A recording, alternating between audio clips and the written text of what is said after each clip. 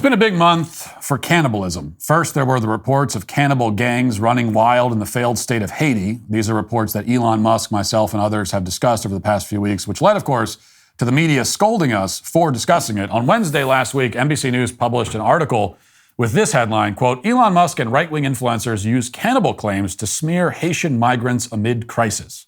The article begins this way, quote, as Haiti faces an extreme political and societal crisis amid a wave of intense violence, tech billionaire Elon Musk and right-wing pundits online are weaponizing unverified claims of cannibalism coming out of the conflict to advance a political agenda on immigration. And later it continues, quote, Musk shared a video from far-right commentator Matt Walsh about cannibal hordes of Haitians potentially migrating to the U.S., and as of late Tuesday, it had received more than 10 million views. Musk has also boosted some of Ian Miles Chong's posts about alleged Haitian cannibalism with replies and likes.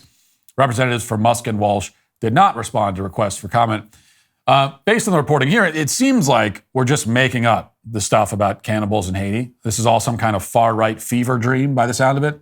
But then you continue on to paragraph 4 of this article, and you find this, quote, the accusations of widespread cannibalism are based on what experts said was a likely intimidation tactic from select gang members. In some videos, the most prominent examples being at least 2 years old, alleged members of violent gangs in Haiti appear to bite into human flesh. Experts said these videos are likely part of propaganda campaigns designed to scare rivals and terrorize local Haitians, rather than a reflection of common or normalized behavior. One former armed group went by the name Cannibal Army. So in other words, the claims of cannibalism are unverified until NBC News verifies the claims themselves in the very same article where they call the claims unverified. In fact, according to this article meant to debunk claims of cannibalism in Haiti, it turns out that cannibalism in Haiti is even worse than I thought. Because when I did that monologue, I didn't know that there was an armed gang in Haiti, literally called the Cannibal Army. I didn't even know that. I regret that I didn't know that. Otherwise, I would have put it in the title of the episode. And don't worry, though. These are not the bad kinds of cannibals, right? These cannibals, they're only eating people in order to send a message. It's just a gag, a big prank, maybe even a form of artistic expression, you might say. They're just trying to make a point. And the point is that they're cannibals. But as I mentioned at the top, Haiti's Cannibal Army and NBC's defense of them isn't the only big cannibal news of the past month. There's also been a much more explicit and full-throated defense offered by a website called New Scientist. And the science here that they're talking about, I must say, is very, very new indeed. A few weeks ago on Valentine's Day of all days, the supposed science news outlet published an article with this darkly hilarious headline, quote, is it time for a more subtle view on the ultimate taboo, cannibalism? Yes, because when you think of cannibalism, the first word that comes to mind is subtle. You don't want to be an obnoxious, over-the-top cannibal, right? Rather, you should be subtle and refined and nuanced in your cannibalism. Because cannibalism itself really isn't all that bad, says the New Scientist, in an article that is, as you can imagine, very tough to swallow, pun intended. Reading on, it is the ultimate taboo. In most societies, the idea of one human eating another is morally repugnant. Even in circumstances where it could arguably be justified, such as when a plane crashed in the Andes in 1972, and starving passengers ate the dead to survive, we still have a deep aversion to cannibalism. One of the survivors, Roberto Canessa, has since described the passengers' actions as a descent towards our ultimate indignity. Now, this part is the requisite preamble acknowledging that, sure, most people think cannibalism is bad, but the writer doesn't waste much time on this. And side note, speaking of the writer, there is no byline on this article. There is no author named, probably because the author, whoever it is, doesn't want to ruin the surprise for his dinner party guest this weekend. And anyway, as I said, he doesn't waste much time before getting into the meat of the issue, pun intended. Quote, ethically, cannibalism poses fewer issues than you might imagine.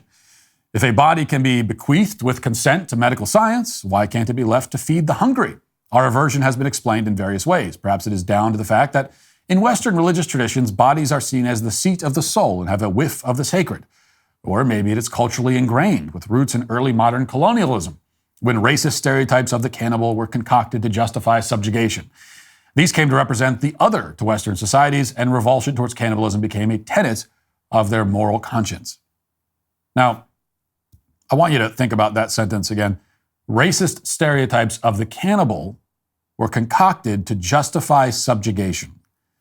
To be clear, the writer, who for no reason will just nickname Jeffrey Dahmer since there is no byline, the writer Dahmer isn't claiming that people were called cannibals for racist reasons. He isn't saying that the label was placed unfairly on people because those doing the label were racist. That's not what he's saying. Rather, Dahmer here is arguing that actual cannibals were viewed in a negative light because of racism. To see cannibalism in a negative light is racist, is what is being argued.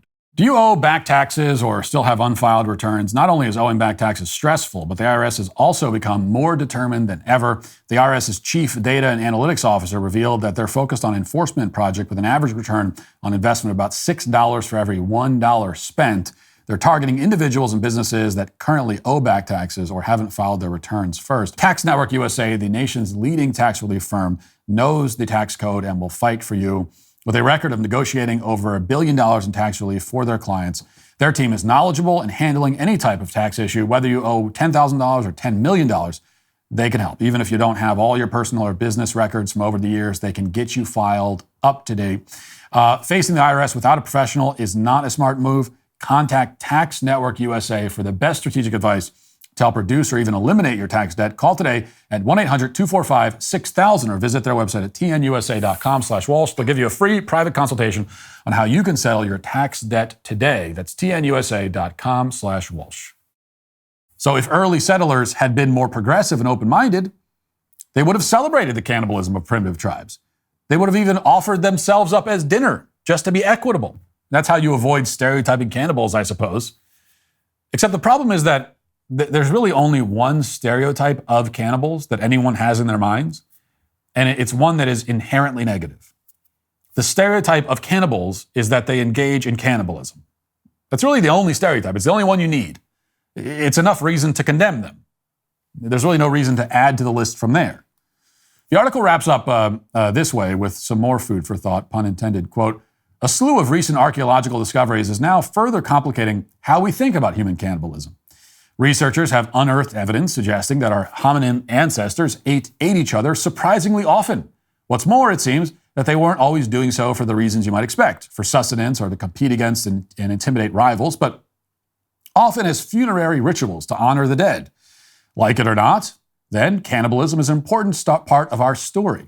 This isn't to say that we should change our attitudes towards it, but understanding its deep roots might shift our perspective on the few cultures that still practice cannibalism today, albeit only occasionally, such as the Agori, a Hindu ascetic sect in India that does it in pursuit of transcendence. Above all, these discoveries invite us to reconsider our revulsion to cannibalism in the context of our evolutionary past." By the way, before we respond to this, I should mention that there is a second article on this website making the same argument for cannibalism. It was published on the same day and seems to be a version of the same article. And I don't know exactly what's going on there, but it adds this, quote, "Today, cannibalism is a taboo subject in many societies. We see it as aberrant, as it is clear in films such as the Texas Chainsaw Massacre. We associate it with zombies, psychopaths, and serial killers like the fictional Hannibal Lecter. Positive stories of cannibals are few and far between. But perhaps it's time for a rethink, because despite our preconceptions, evidence is accumulating that cannibalism was a common human behavior. Our ancestors have been eating each other for 1 million years or more. In fact, it seems that down the ages, around a fifth of societies have practiced cannibalism. While some of this people eating may have been done simply to survive, in many cases, the reasons look more complex. In places like Go's Cave, for example, consuming the bodies of the dead seems to have been a funerary ritual. Far from a monstrous affront to nature, cannibalism may be a way of showing respect and love for the dead, say some archaeologists." There's another Hall of Fame sentence for you. Positive stories of cannibals are few and far between. I mean, there's no denying the truth in that statement, you must admit. I mean, think about the film industry and the bias. Popular depictions of cannibals in movies are almost always negative. Cannibals only ever show up in horror movies or extremely depressing stories about people in survival situations forced into cannibalism. When's the last time you saw cannibalism in a more fun and sort of positive light? Have you ever seen, say, a romantic comedy about an uptight guy from the corporate world falling in love with a fun, free-spirited cannibal? The two eventually learn to see past their differences. The man learns to appreciate the woman's spontaneity. The woman learns to appreciate the man, especially when he's served with a side of sweet potato fries. You never see a movie like that. Probably because it would be completely insane.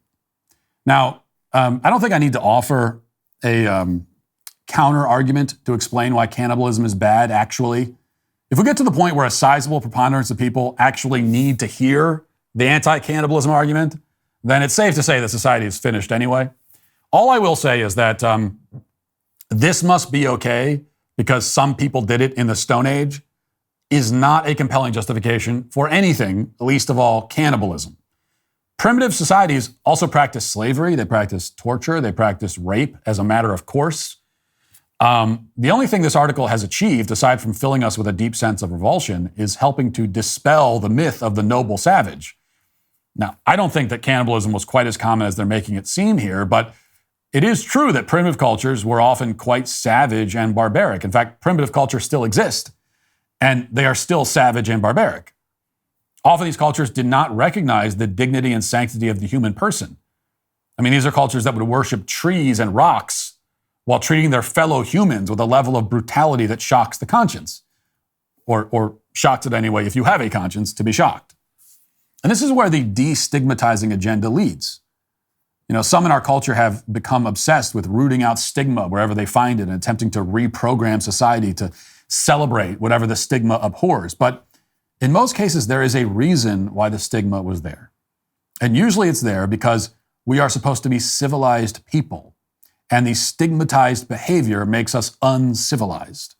That's the main reason why civilization stigmatized behavior. And therefore, the destigmatizing campaign is almost always a campaign to uncivilize civilization, which is to undo civilization, to destroy it, to drag us back into brutality and moral chaos. It's an effort that should always be resisted, especially now that it has led to this rather stomach-churning result, pun intended. And that is why New Scientist is today canceled. If you'd like to see what else I have to say, you can access my full show by going to dailywire.com or by going to the Matt Walsh Show Twitter page. Hope to see you there. Godspeed.